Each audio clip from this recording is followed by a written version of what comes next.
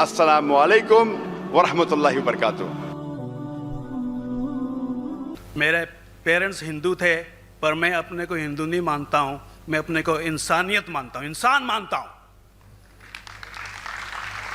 By chance मैं जमा हूँ हिंदू जगह घर, और आप जमे हैं इस्लाम के घर, और दूसरे जमे उनके घर, पर सबसे ज़्यादा है इंसानियत। और अभी तक मज़हब ने, कोई भी मज़हब हो, इंसानियत के ऊपर अमल नहीं किया। आपने 12-13 साल से इसमें स्टडी कर रहे हैं, मैंने 30 साल से स्टडी कर रहा हूँ, बाल मेरे सफ़ेद हो गए हैं, रोटी के लिए मैं बिजनेस करता हूँ। पर जो किताबों के आपने पढ़े हैं, आपने ये जांच की वो किताबें किसने लिखी हैं, हज़ारों साल बाद लिखी हैं। पहले ज़बान की बात होती थी, कोई राम राम राम कह के उसके कहावत है मर मर मर कहने लगा, उसको पूजना है। वेदा ऐसी थी, ग्रीक मैथोलॉजी ऐसी थी, इजिप्शियन मैथोलॉजी ऐसी थी, एब्राहम से लेके मोसेस तक, और आपके मोहम्मद साहब किताब, आपका मोहम्मद साहब का जो किताब लिखेगी कुरान 50 साल बाद लिखेगी, तो और नहीं 40-50 कोई भी हो। पर मुझे माफ़ करना साहब, मैं आपसे एक सवाल ये उठना चाहता हूँ, हम सब इंसान हैं, इंसान को एक करके सब मज़हब 21st सेंचुरी में इंसानियत मज़हब क्यों नहीं बनाते? जो आप ठहरा, मैंने अभी ख़त्म नहीं किया जनाब, मैंने हमने ख़त्म नहीं किया। हाँ, मैं ये कह रहा हूँ साहब, आप अपना पर्सनल मज़हब है रखिए, अपने घर में रखिए, बस स्टेट में और दूसरों के ऊपर ना लाइए, वार ना करिए, लड़ाई ना करिए। एक माफ़ी चाहता हूँ, ऐसी हज़ारों चीज़ें मैं दूसरे मज़हब में निकाल सकता हूँ। मैं आपसे पूछना चाहता हूँ, खलीफा 40 साल के अंदर मर गए, मर्डर हुए, असैसिनेट हुए, और अली साहब जो थे वो ग्रैंड सर हमारे पैगंबर के थे। ये चीज़ों के हवाला दूसरों में भी है, मैं हज़ारों दे सकता हूँ, पर इसका सवाल मैं आपसे कहना चाहता हूँ। भाई साहब ने अच्छा सवाल पूछा, लंबा था, तकरीर थी छोटी। भाई साहब ने कहा कि वो हिंदू धर्म में पैदा हुए लेकिन हिंदू नहीं है, इंसान हैं। क्यों ना हम एक मज़हब इंसानियत बनाते हैं? उनका जो कहना है वो इंसान है। भाई साहब, हर शख्स, हर इंसान जो पैदा होता है वो इंसानी होता है, लेकिन सिर्फ इंसान होना काफ़ी नहीं है। इंसान होना ज़रूरी है। हर मुसलमान पहले इंसान होना ज़रूरी है उसे। इस्लाम की सारे बातें, एक भी बातें मैंने कहा मैं तकरीर में, इंसानियत के खिलाफ नहीं है, एक भी बातें। मैं चैलेंज करता हूँ, आप एक भी बात इस्लाम की बुनियादी बात बताओ जो इंसानियत के खिलाफ है। मुसलमान होने के लिए अच्छा इंसान होना ज़रूरी है। अगर आप अच्छे इंसान नहीं हैं तो मुसलमान हो ही नहीं सकते। लेकिन सिर्फ अच्छा इंसान होना काफ़ी नहीं है। मिसाल के तौर पे डॉक्टर बनने के लिए 10वीं पास करना ज़रूरी है, फिर 12वीं, फिर डॉक्टरी। तो मैं कहूँगा डॉक्टर बनने के लिए स्कूल पास करना ज़रूरी है, लेकिन स्कूल पास करना काफ़ी नहीं है।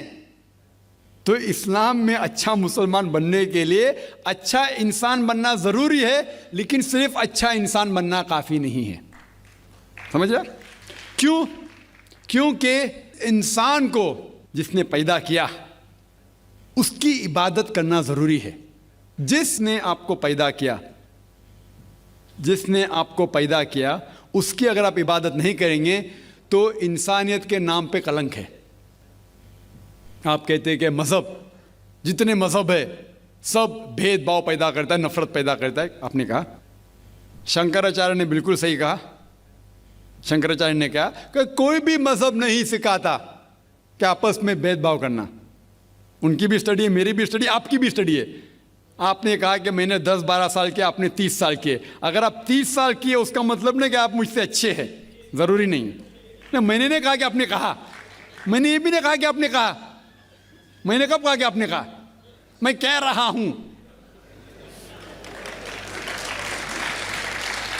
मैंने कब कहा कि आपने कहा? मैं कह रहा हूं क्योंकि आपने कहा कि अब 30 साल की स्टडी की।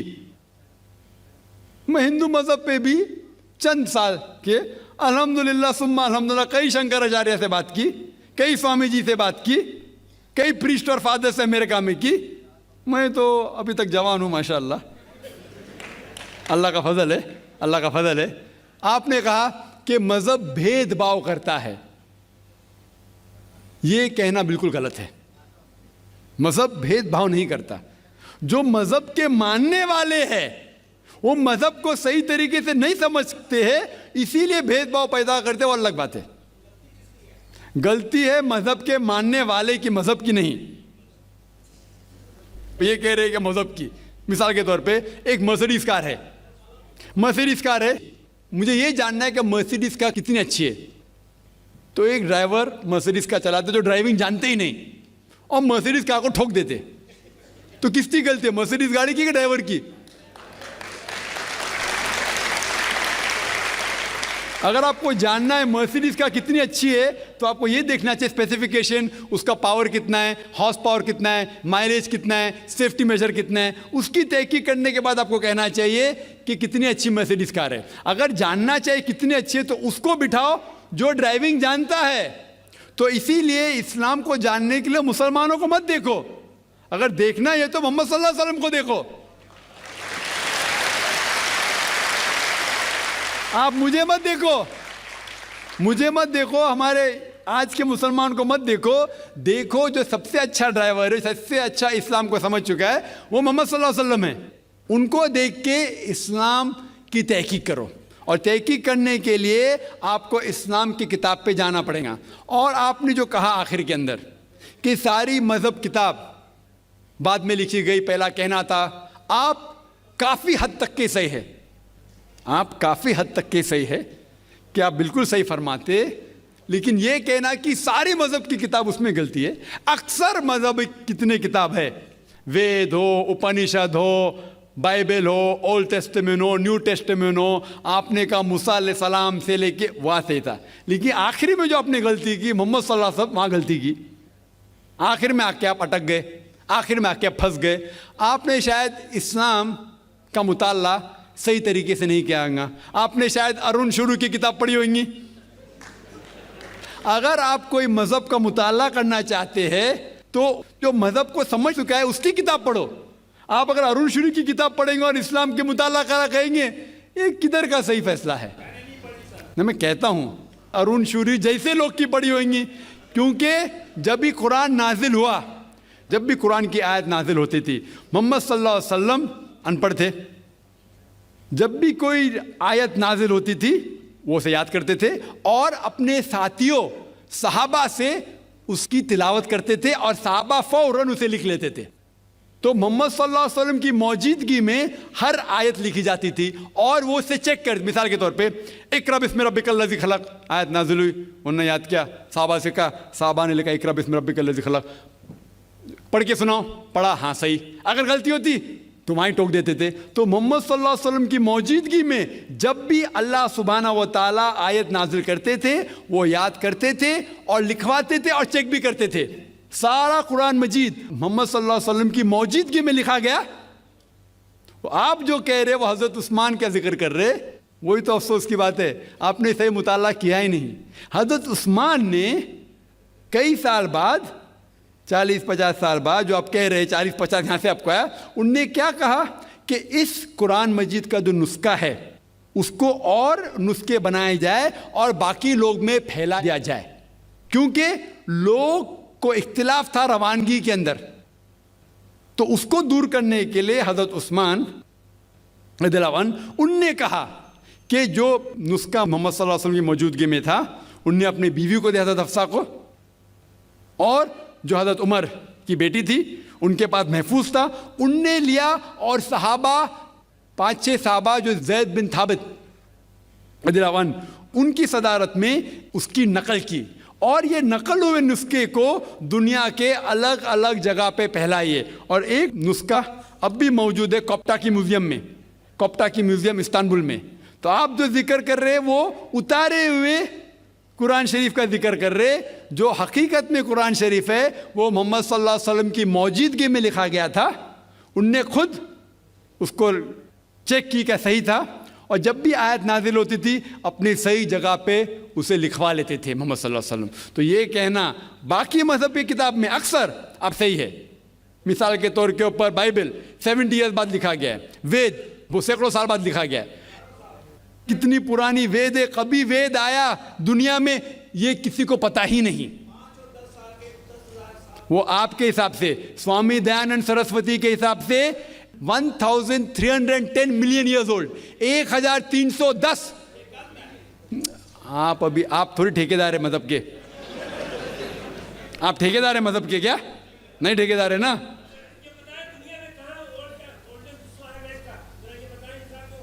हाँ इसलिए ओ भाई साहब ना, बिल्कुल सही भाई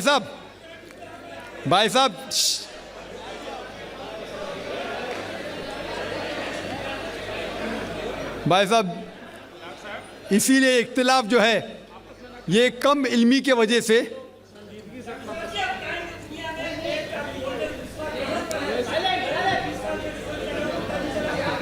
वेद का संजीदगी से, वेद का क्या नहीं,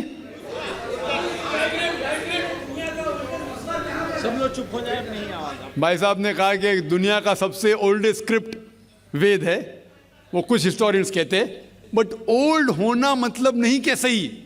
जो कुछ ओल्ड है वो सबसे बेहतर होना जरूरी नहीं। मिसाल के तौर पे मेरे पास पुरानी गाड़ी है 50 साल पुरानी, उसका मतलब नहीं कि नई गाड़ी से अच्छी है। ये भी हो सकता है कि पुरानी गाड़ी नई गाड़ी से अच्छी हो सकती है। मेरे पास मर्सिडीज कार है 5 साल पुरानी, जो नई मारुति से अच्छी होंगी। तो ये कहना कि कोई किताब या कोई मजहब पुराना इसलिए बेहतर है, बिल्कुल गलत है। जो आदमी को अक्ल है वो कभी भी ऐसा नहीं कहेगा कि पुरानी चीज़ बेहतर, नई चीज़ बेहतर। वो चीज़ बेहतर है जो हक के ऊपर है, जो चीज़ हक के ऊपर है वो चीज़ बेहतर है। तो भाई साहब आपकी जो तहकीक है मजहबी किताबों पे ज़रा कमज़ोर और गलत है। आपको फिर से और 30 साल लगाने पड़ेगा इंशाअल्लाह। अल्लाह एक है, इसमें किसी का झगड़ा नहीं है। उसकी इबादत करनी चाहिए, इसमें किसी का झगड़ा नहीं है। झगड़ा है लाइफ स्टाइल का, झगड़ा है कल्चर का, संस्कृति का। और हर मजहब अपनी संस्कृति को अल्लाह से जोड़ता है कि अल्लाह ये कह रहा है। क्या अल्लाह टाइम टाइम पर नई नई बातें कहता है, या पुराने टाइम में जो कुछ कह दिया गया है वही सच है, या आगे फ्यूचर में कुछ और नई बातें भी कहेगा?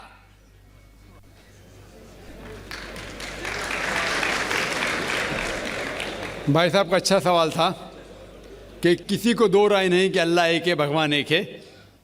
सब मानते कैसे उसी की इबादत करना चाहिए, लेकिन हर मज़हब अपनी कल्चर, अपनी संस्कृति को देख के स्टाइल बदलता है।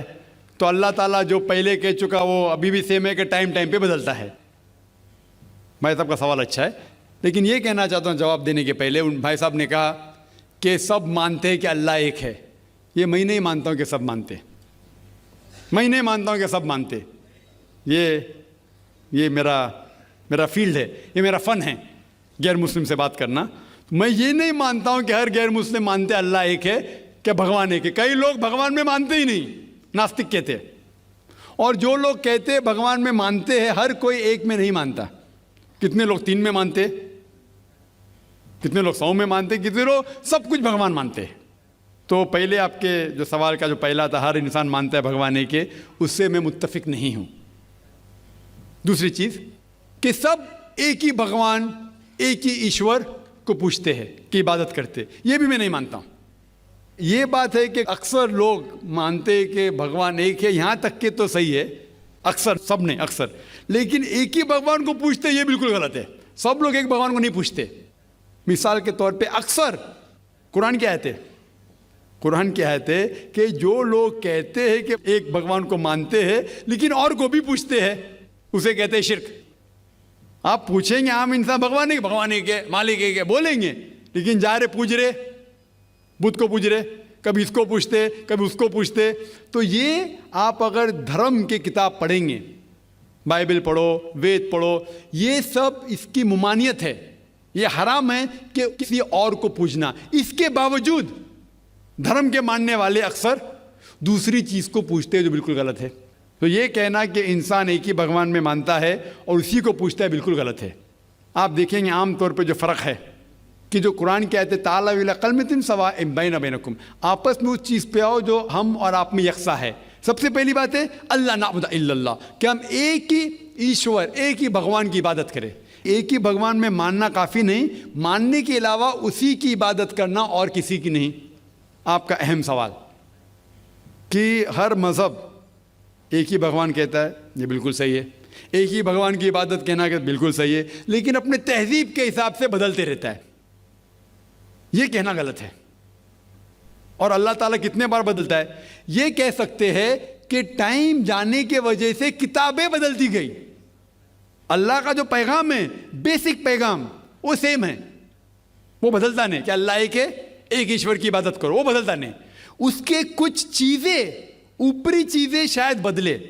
मिसाल के तौर पे किस तरीके से इबादत करना, हम जिस तरीके से सलाह पढ़ते हैं वो 1400 साल पहले मोहम्मद सल्लल्लाहु अलैहि वसल्लम पैगंबर के ज़रिए नाजिल हुआ। लेकिन जो मेन है कि एक ही ईश्वर है, एक ही ईश्वर की इबादत करना चाहिए, वो कभी भी नहीं बदलेगा। लेकिन टाइम जाने के वजह से जो मजहबी किताबें लोग बदलते गए। अल्लाह ताला फरमाते कुरान में सूरह बकरा में सूरा नंबर 2 आयत नंबर 79, फ़वैलुल लिल्लज़ीना यक्तुबूनल किताब बिअयदीहिम सुम्मा यक़ूलूना हाज़ा मिन इंदिल्लाह लियश्तरू बिही समनन कलीला फ़वैलुल लहुम मिम्मा क़दबत अयदीहिम वैलुल लहुम मिम्मा यक्सिबून। इसकी मानी है कि लानत है वो लोग पे जो लोग किताब अपने हाथ से लिखते हैं और कहते हैं अल्लाह की तरफ से है। लानत है उनके ऊपर जो कमाते हैं और लानत है उनके हाथ के ऊपर। तो अल्लाह ताला फरमाते हैं कि किताबें बदली गई है। तो जितने मजहबी किताबें हैं आज की तारीख में, सारी कुरान मजीद को छोड़ के, विलियम मोर एक क्रिटिक है, इस्लाम के खिलाफ किताब लिखता है, बहुत शिद्दत से इस्लाम के खिलाफ है। उनने लिखी थी 200 साल पहले कि शायद एक ही मजहबी किताब है जो पूरी पाक है 1200 साल तक के, वो है कुरान। तो एक ही किताब जो महफूज है, क्यों? अल्लाह सुब्हानहू व तआला कहते हैं कुरान में सूरह हिजर में सूरा नंबर 15 आयत नंबर 9 में कि मैंने कुरान नाजिल किया है और मैं इसकी हिफाजत करूँगा। जितने पहले किताबें आए वो वक्त के हिसाब से बदल दिए और अल्लाह सुब्हानहू व तआला ने उसे महफूज रखने की ज़रूरत समझा ही नहीं। क्यों? क्योंकि जितने पैगंबर मोहम्मद सल्लल्लाहु अलैहि वसल्लम के पहले आए वो पैगंबर सिर्फ अपनी कौम के लिए आए और कुछ वक्त के लिए आए, ता क़यामत तक नहीं। ईसा अलैहिस्सलाम सिर्फ यहूद के लिए आए, मूसा अलैहिस्सलाम उस वक्त के लिए आए। जितने पैगंबर आए अपनी कौम के लिए आए और कुछ महदूद वक्त के लिए आए, एक कौम के लिए आए। लेकिन मोहम्मद सल्लल्लाहु अलैहि वसल्लम आखिरी पैगंबर सिर्फ मुस्लिम या सिर्फ अरबों के लिए नहीं आए, सारी इंसानियत के लिए आए। और जो कलाम उनके ज़रिए नाजिल हुआ अल्लाह सुब्हानहू कुरान, वो सिर्फ मुस्लिम के लिए नहीं और सिर्फ उस वक्त के लिए, वो सारी इंसानियत के लिए और ता क़यामत तक है। तो क्योंकि ये किताब महफूज रखने वाली किताब है, ये किताब कभी नहीं बदलेंगी, ये आखिरी है। और अल्लाह ताला फरमाते हैं सूरह माइदा में सूरा नंबर 5 आयत नंबर 3 में कि मैंने इंसानों के लिए इस्लाम चुना और उनके लिए ये मज़हब सबसे बेहतरीन मज़हब चुना और ये मुकम्मल हो गया। इसके बाद कुछ चीज़ नई नहीं आएंगी और कुछ चीज़ निकाली नहीं जा सकती। तो पहले जितने किताबें आए, जितने नाजिल हुए अल्लाह ताला के, वो बदलते गए क्योंकि उसे महफूज रखने की ज़रूरत थी नहीं, क्योंकि वो पैगाम पूरा मुकम्मल पैगाम ता क़यामत तक था ही नहीं। लेकिन आखिरी पैगंबर मोहम्मद सल्लल्लाहु अलैहि वसल्लम 1400 साल पहले आए, उनका जो पैगाम है और जो किताब नाजिल की गई कुरान, वो ता क़यामत तक होने वाली थी, इसीलिए उसे महफूज रखा गया है। तो अल्लाह सुब्हानहू व तआला ने 1400 साल पहले समझे कि ये वक्त ही सही है कि इंसानियत उस दर्जे पे पहुंच गई कि वो कुरान को समझ सके। आप मुझे पूछेंगे कि कुरान पहले क्यों नाजिल किया, 1400 साल पहले क्यों किया, 10,000 साल पहले क्यों नहीं किया? तो मैं कहूँगा कि अल्लाह ताला हमारा खालिक है, वो जानता है कि इंसान कब किस चीज़ समझ सके। मिसाल तो मेरा बेटा कहेगा कि मुझे डॉक्टर बनने का, डायरेक्ट मेडिकल कॉलेज में डालो, मैं बोलूँगा पहले 10th करो, स्कूल जाओ, फिर कॉलेज जाओ, फिर मेडिकल कॉलेज जाओ। तो उसी तरीके से अल्लाह सुब्हानहू व तआला हमारे खालिक है, वो जानते थे कि ये 1400 साल पहले इंसान इस दर्जे पे पहुँचे कि वो कुरान को समझ सके और उनने नाजिल किया। और अभी ये आखिरी किताब है, इसके बाद कोई भी नया पैगंबर नहीं आएगा। इसके बाद कोई कहता है कि मुझे अल्लाह ताला से वही आती है, उसको साइकेट्रिस्ट की ज़रूरत है। साइकेट्रिस्ट दिमाग की बीमारी है। जी खुश आमदीद दोस्तों, उम्मीद करता हूँ वीडियो आपने पूरी देखी होगी और आपको पसंद भी आई होगी। इस्लाम और इंसानियत ये एक जुदा लफ्ज़ नहीं है, यानी इंसानियत एक जुदा चीज़ है और इस्लाम जुदा चीज़ है, ये बिल्कुल गलत है। इस्लाम एक बंदा उस वक़्त तक सही मुसलमान नहीं हो सकता जब तक कि वो सही इंसान ना बन जाए। और इंसानियत के लिए जो सबसे बड़ा मज़हब, जो अमन वाला मज़हब है, वो इस्लाम है। कुरान में अल्लाह ताला फरमाते हैं, कतबना अला बनी इसराइल अन्नहु मन क़तल नफ्सन बिग़ैरि नफ्सिन औ फ़सादन फ़िल अर्दि फ़कअन्नमा क़तल अन्नास जमीआ व मन अहयाहा फ़कअन्नमा अहया अन्नास जमीआ।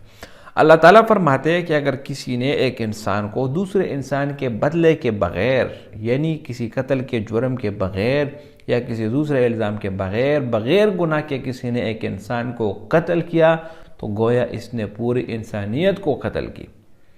और अगर किसी ने एक इंसान की जान बचाई, किसी एक इंसान को ज़िंदा किया का मतलब वो मरने के करीब था, उसने उसकी मदद की, अस्पताल पहुंचाया, रेस्क्यू किया, गोया इसने पूरी इंसानियत को बचाई। ये जुमला, ये फ़िक्रा जो कुरान ने दिया है, ये आप किसी भी मज़हब में देख ले, कोई भी मज़हब ऐसा फ़िक्रा आपको नहीं सुनाएगा। यहूदियत इसमें आपको नहीं मिलेगा, ईसाईयत आपको नहीं मिलेगा, हिंदुइज़म उसमें आपको नहीं मिलेगा। किसी भी मज़हब में ये चीज़ आपको नहीं मिलेगी जो इस्लाम आपको देता है। तो सबसे बड़ा इंसानियत का मज़हब वो इस्लाम है। अब ये हिंदू ये हमेशा से इस्लाम और इंसान और इंसानियत की बात करते हैं, और इंसानियत का बेड़ा भी इन्होंने गर्क किया। आप जाके देख ले, हिंदू में इन्होंने मुख्तलिफ़ तबक़ात बनाए हैं, शूदर, बरहमन, ऊंचे दर्जे वाले वो बरहमन वाले, जो शूदर वाले वो सबसे नीचे वाले, कुछ अजीब व गरीब किस्म के तबक़ात तकसीम इन्होंने रख दिया है। इसी तरह जो इनके हिंदू मज़हब में जो सबसे बड़ा इज्तिमा लगता है, कुंभ का मेला जो होता है, वहाँ पर इनकी जो ये मेला होता है, उसमें पूरी दुनिया से हिंदू लोग शिरकत करते हैं।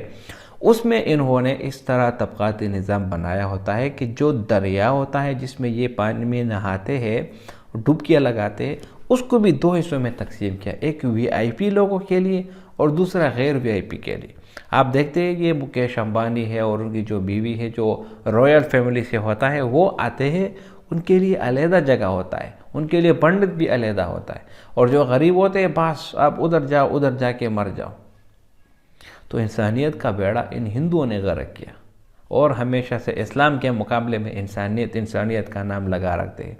और दूसरी बात मेरे मुसलमान भाइयों, आप खफा ना हो, ये जो अब्दी जो छिप्पा के नाम से जो एक चीज़ चल पड़ा है, उसने भी जो है ना अपने छिप्पा जो है ना वेलफेयर वाले, उन्होंने एम्बुलेंस पर लिखा होता है कि माई रिलीजन इज़ ह्यूमैनिटी। भाई इंसानियत तो इस्लाम ने ही इंसानियत को फ़रोग़ दिया। अगर इस्लाम ना होता तो आप इंसानियत को कहाँ पहचानते? माँ बहन आप कहाँ से पहचानोगे? भाई बीवी ये सब कुछ है तो आप इस्लाम के ज़रिए से पहचानते हैं, तो फिर आप क्यों डायरेक्टली कहते हो कि my religion is humanity? Religion आपका इस्लाम है। कुरान में अल्लाह ताला फरमाते हैं, इन्ना दीना इंदल्लाहिल इस्लाम। तो भाइयों दोस्तों, ऐसे लिबरल लोगों से हरगिज़ आप क्या कहते हैं उनसे मुतासिर ना हो, बल्कि आप अपने किताब कुरान मजीद का मुताला करो, तो आपको अंदाज़ा होगा कि आप किस लेवल के आदमी हैं। उम्मीद करता हूँ वीडियो आपको पसंद आई होगी। अगर वीडियो आपको पसंद आए तो इस चैनल को सब्सक्राइब करें। बहुत शुक्रिया।